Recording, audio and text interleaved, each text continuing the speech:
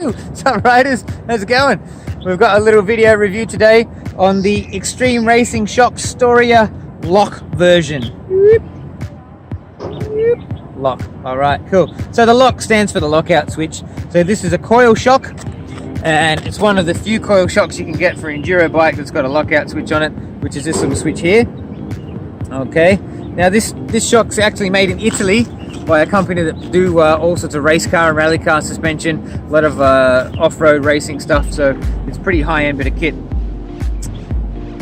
What this shock prides itself on is its small bump sensitivity, and riding this shock I can see why. It is second to none for small bump sensitivity. It has a really good feel and grip. Another thing that impressed me about the shock is the actual hardware and how it's made. If you can see, I'll show some pictures and stuff like that in the video, but you can see it's all beautifully machined. Everything's made very well. I like the DU bushings in it as well. They're custom machined DU bushings, and they're one of the few DU bushings that doesn't have any stiction. A lot of the time with, especially on my Nomad, with almost every other shock that I've put on, I've had to use the real world cycling needle roller bearings in place of the original DU bushings, because as soon as you put any torque on the mounting bolts, the shock binds up. Okay, and this bottom pivot here, it pivots quite a lot. So the smoother that can pivot, the better the shock is going to feel. To the point where if it's binding, it actually doesn't matter what shock you've got on it, it actually feels terrible. So it's well worth having a needle roller bearing in place of that. But this is one of the few shocks that actually doesn't need the needle roller bearings. They move quite smoothly already. So the features on the shock, obviously it's a coil shock. I've got a 400-pound spring on it. The EXT springs, they actually all weigh the same. So it doesn't matter what spring rate you've got, they actually all weigh the same as springs. The shock claimed weight is about 620 grams. That's for the shorter model. This one weighs in at just over 700. It's got low speed compression. This one's tool free, the low speed compression. This 12 mil here is high speed compression. 12 mil is a little bit annoying, especially if you're adjusting it on the trail, because you need an open end spanner to actually do the adjustment on this. You can't fit a socket on it because of this low speed, and you can't get a ring spanner on it either. So you have to have an open end 12 mil spanner or a shifter or something like that to do the high speed adjustment. And down here is a tool free rebound adjustment as well. The preload, it's only got 2 millimeters of preload adjustment. So if you can't get the right sag with the preload of the spring rate you're using, you need to change your spring rate, which is pretty common sense for a coil shock anyway. If you can't get the correct sag, you don't want to be putting too much preload on anyway. You're better off changing the spring rate. These spring rates are 25-pound increments, and they're very accurate apparently.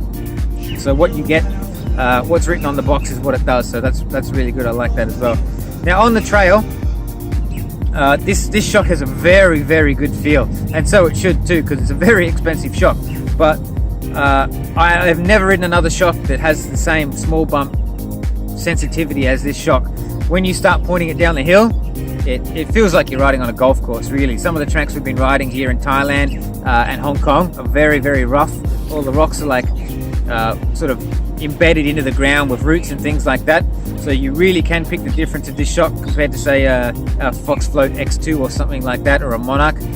This has a lot more small bump sensitivity, and it really does give that nice cushiony feel, which is a really sort of desirable feel when you're riding an enduro bike, because especially with me, I've moved back to flat pedals.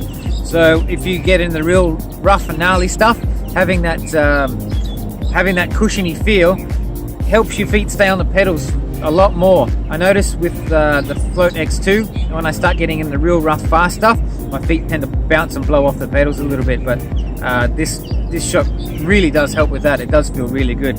It's a really capable shock too, so when you start giving it heaps, going 100% like race runs, it doesn't seem to get overwhelmed. It seems to handle everything. It recovers very well.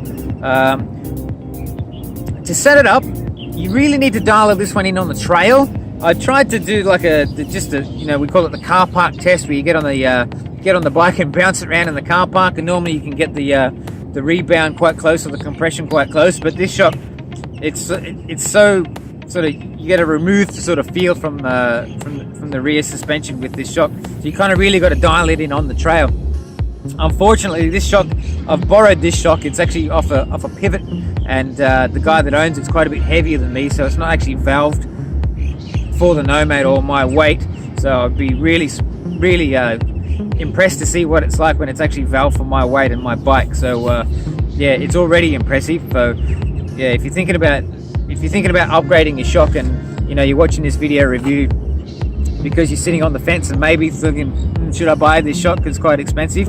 Yeah, definitely buy it. It's a beautiful thing. A lot of people say the price is too much, same with the push industry shocks and things like that, but you know, well, how much is your fork?